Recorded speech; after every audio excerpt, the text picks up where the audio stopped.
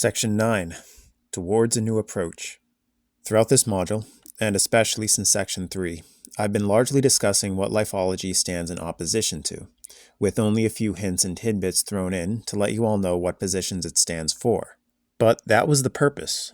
This was to be a deconstruction of the intellectual and academic edifice that's come to dominate our world, a means by which we can truly return to a study of science with a beginner's mind, or at least the closest approximation of it that we can manage. But I think it would be beneficial to lay out a bit of what prospective students and parents can expect from me as an educator if they decide to enroll in this course. This necessitates a few more parting messages that I didn't feel had a proper place in Section 8, but that I'd still like to get across before finishing up this lesson. The paradigm which undergirds the public perception of science is currently at a crossroads. As I see it, there are three paths ahead of us. One path will continue us down the anti-human trajectory of materialism and scientism, which I foresee will only grow in its role as a secular religion providing the ideological justifications for expanded technocracy and the mass murder of psyches. Another path is one that I see many already beginning to choose in response to witnessing the encroachment of the first, which is the wholesale distrust of scientific and technological progress in its entirety. Here in our Western culture, this is most commonly correlated with the returning to or doubling down on Christian fundamentalism. Although I haven't explicitly commented on the implications of this path here, I do plan to cover them elsewhere in future presentations. But in brief, this very well could lead us into a world of theocratic superstition and intolerance of free thought, as it has already done in the past. Although I take no issue with a cultural form of religion to guide moral behavior, solidify cultural bonds, and perform other such positive sociological functions, I fear that this reaction is one that could take us out of the frying pan and into the fire, a replacing of one rigid dogma with another, and I'm not convinced that it will in the long run be any better for us. But then there is this third path, and yes, I've obviously set this up to present this one as the optimal choice.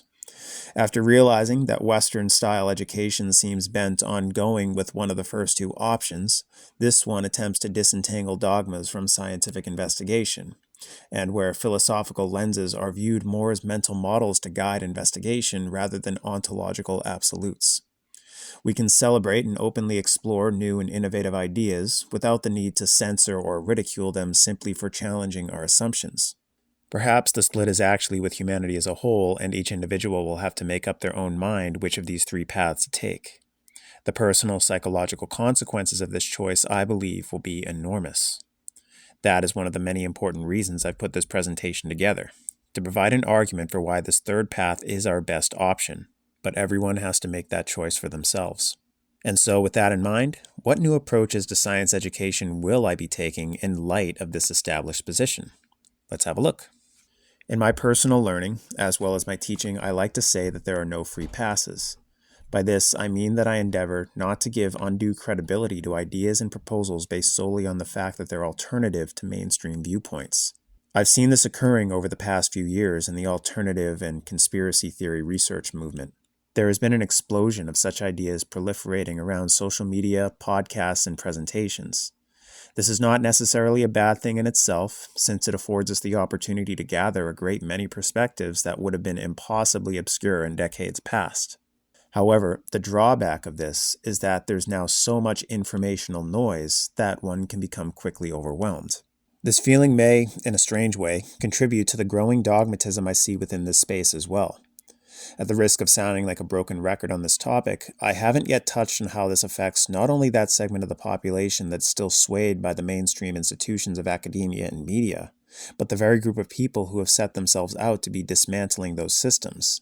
The people most likely drawn to my content are going to be those who in some way fit into this alternative research world. So to these folks I ask, have you ever, after deciding to believe a thing, gone about checking all possible sources in a careful and meticulous way as outlined in Section 8? And if not, why is that the case? In Section 5, I covered the appeal to authority fallacy that often gets used by the mainstream types. But doesn't the alternative research world have its own authorities to replace the university professors and public relations consultants? And how many people believe a thing only because it stands in contradiction to what the university's government and corporate media are saying? Denying a thing because an authority said it is just as lazy as accepting it because an authority said it. Being healthily skeptical is one thing, but I've grown weary of what seems to be the bullheaded refusal to even consider their positions. I'm speaking on this from personal experience and observation, but I'd be willing to put forth the hypothesis that there are certain positions that this alternative research crowd cling to just as stubbornly as other so-called normies cling to theirs. A few examples I can think to mention now are flat earth, terrain theory, and the Jewish world conspiracy. And this is not my way of expressing my particular views on any of these topics. That's not my goal at this moment. But they all serve as examples of paradigms that, once accepted, are often defended using the same disingenuous tactics that the scientismists use against their own rivals. Only brainwashed sheeple believe in germ theory.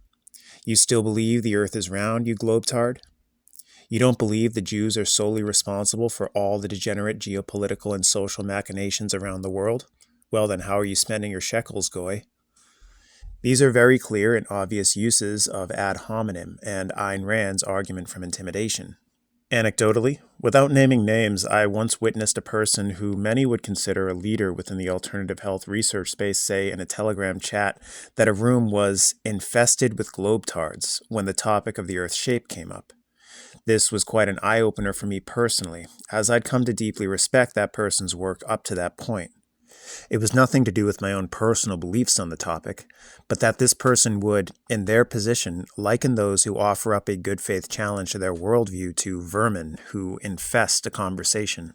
Further, I venture that many people who have recently gotten into this alternative conspiracy research are quite new to it, jumping on board in the wake of the 2020 and 2021 COVID period once they saw that it was a relatively safe social position to take. Yes, you could get banned from social media, and yes, in many cases, people lost their jobs and had breakdowns of relationships. But how many were comforted by the fact that they could find others, even if just on the internet, who would support them and encourage their own brand of anti-woke virtue signaling? And if COVID was your wake-up call, I mean no offense here. I was happy to see that a greater number of people were willing to start looking more skeptically at officially sanctioned narratives. But I witnessed many become overinflated as a result, despite the large number of heroic individuals who noticed and were calling out such things much sooner. I've recently heard and have come to adopt the term woke right for those who collectivistically adopt institutionally backed positions that play the persona of opposing the status quo. Those who will, as a widespread example, admonish the oppression Olympics of the radical left, only to then turn around and lament that Christianity is historically oppressed, and insist that it, and it alone, should be accepted by all. If not for their own personal salvation, at least as a means by which to safeguard Western civilization. To me, this quite rhymes with the left, who insist quite emphatically that all should accept their hyper-pluralistic and relativist secular religion. If an individual wants to hold themselves as intellectually superior to others, they must be willing to show that that's the case, not just become their opposame who flocks to social media comment sections to fling slogans and talking points back and forth with them.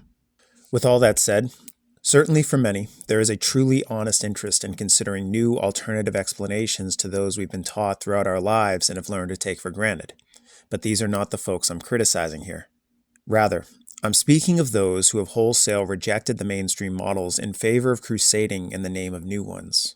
And with a few notable exceptions, these people haven't shown themselves to be too well versed in the relevant sciences more generally, and seem to do a lot more rehashing of other people's content than anything that approximates true research or understanding.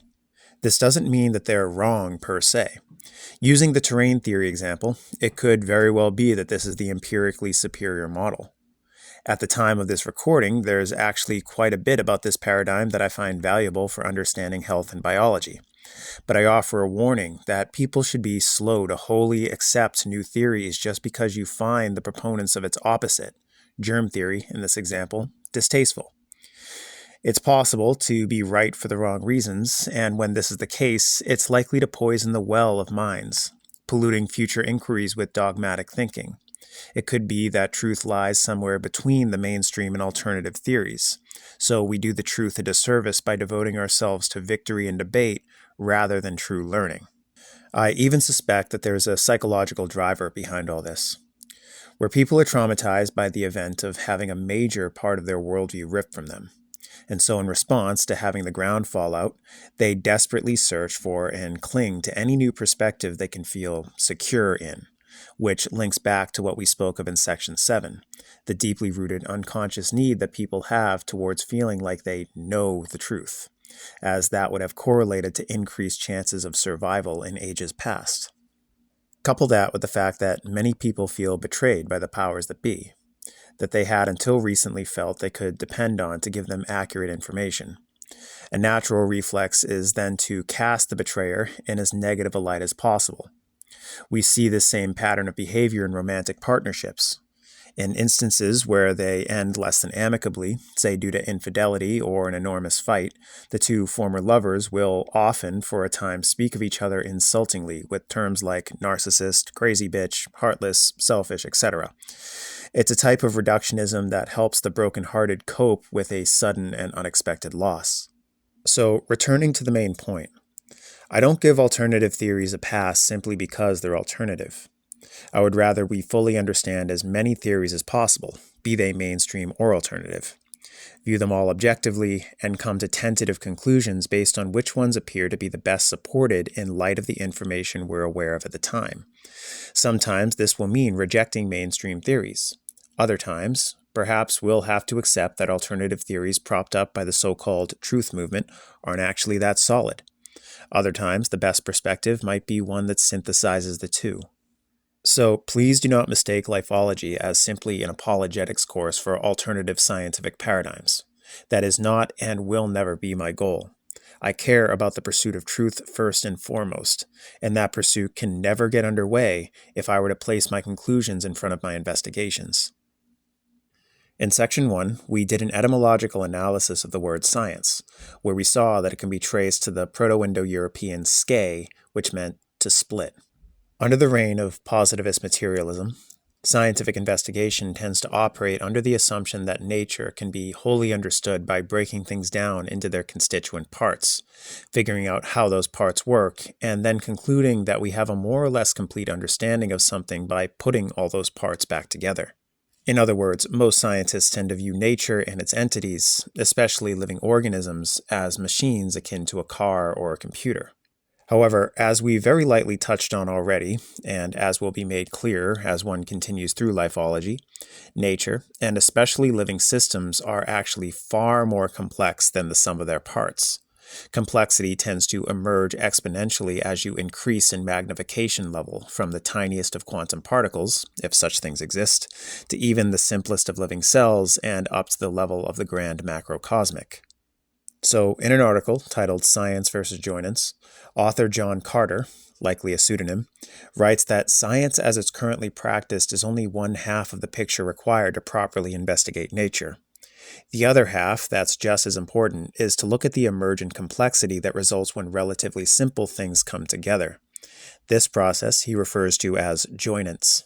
He argues that this process of joinence is meant to be coupled with the scientific process in order to bring about synthesis. And just a quick footnote here. For those of you who are familiar with Hegel's ideas about the thesis and antithesis together forming a synthesis, and believe there may be some overlap here, my reading of the two is that although the word used is the same, it's not exactly the same concept. A boiled-down reading of Hegel could say that his thesis can be defined as a proposition or argument, and the antithesis is a contradiction or opposition to that thesis. The synthesis occurs when these two are reconciled together into a new superior form, which then serves as a new thesis, and the process can begin again. While both Hegel's and Carter's use of the word synthesis here are highly interesting, it's important not to conflate them. Anyway, I quite like Carter's model here, and now attempt to apply it towards my own thinking about these subjects. So this is another piece of reading I would recommend to students as supplementary material. Link is included in the description.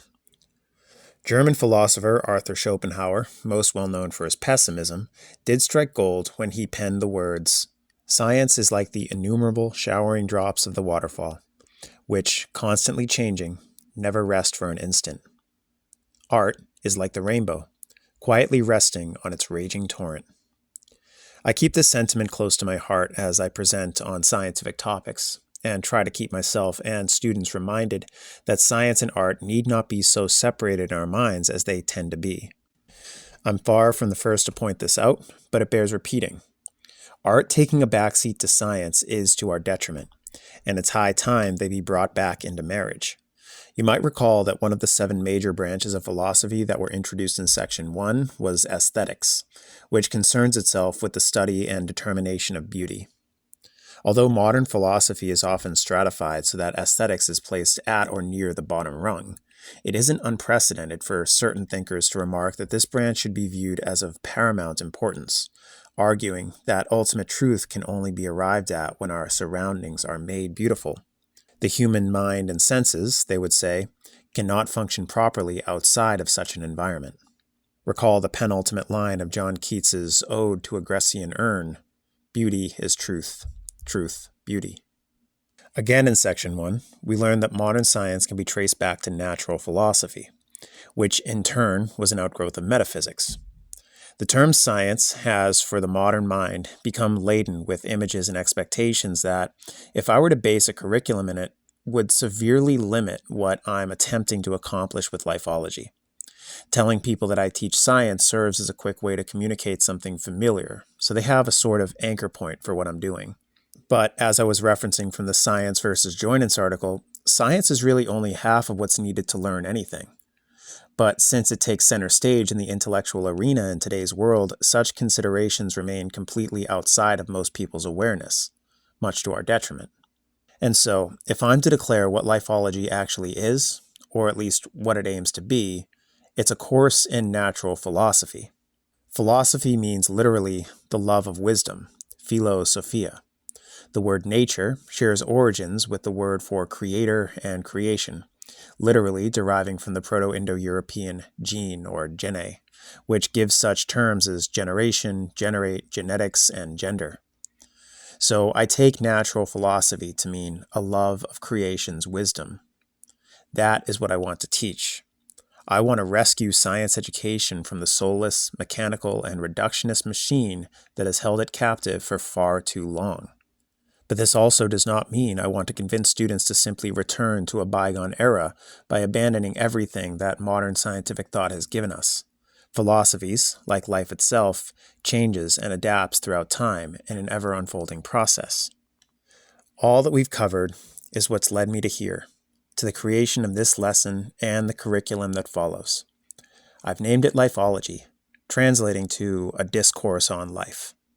But one might be inclined to ask how this differs in meaning from the more familiar biology, the academic science field we all know. The naming of what in all likelihood will amount to my life's work was not arrived at via the frivolity of substituting bio with a simple synonym and calling it a day. For reasons that I get into in my 3rd module, What is Life, the subject of biology should more rightly be called zoology. However, this term now describes a subfield of biology that studies, in particular, the animal kingdom. Zoo, however, comes to us from the Greek zoe, meaning life form. The prefix bio is applied more accurately when used in the word biography, as in writing about the events between one's birth and death. In other words, a person's life. But because language evolves and abstracts over time, we're usually left with terms that don't exactly map well to their etymological origins. So, as I've just pointed out, in modern English, life takes on multiple definitions. It is used, erroneously or not, as a category in which we place all of the carbon-based organisms growing and scurrying around our planet and perhaps beyond. But it simultaneously means the events that play out in time that define such an organism's beinghood. Lifeology aims to address life by both definitions. Officially, my educational background is in the subject of biology, and so this curriculum leans heavily into that field by covering extensively topics like cells, genetics, ecology, taxonomy, reproduction, and the like at a university level. But covering only these topics would yield a thing that's already been done countless times, and that anyone with an internet connection could find for free with some basic lesson videos on YouTube or a Pearson textbook. And while many segments of Lifeology present the same information that one can find from such sources in order to round out students' education and prepare them for navigating the institutions when necessary, what makes this program unique is the attempt to interweave topics that address our lived experience. They may come from philosophy, psychology, theology, art, history, mythology, mysticism, and whatever else might come up as we journey through the subject. This is the holistic approach to the sciences that our modern educational world is so sorely lacking. It's a new paradigm that I hope will reinvigorate our love and understanding of nature. Along the way, I may make mistakes and look forward to any good faith critiques or advice others want to give to me so that I can correct and calibrate myself. I strongly believe that the right teachers and students will present themselves along the way in order to build this project out into what it's meant to be. And indeed, many such people have already made themselves known. If this presentation has ignited anything in you, and if you feel so inclined, please do share this work with others who you think might benefit from it. If you're interested in taking the course, collaborating, asking questions, or have anything you'd like to discuss, please feel free to reach out to me via the channels provided in the description. Thank you all very much for sticking with me this far, and be on the lookout for future content and projects coming down the road. Until then.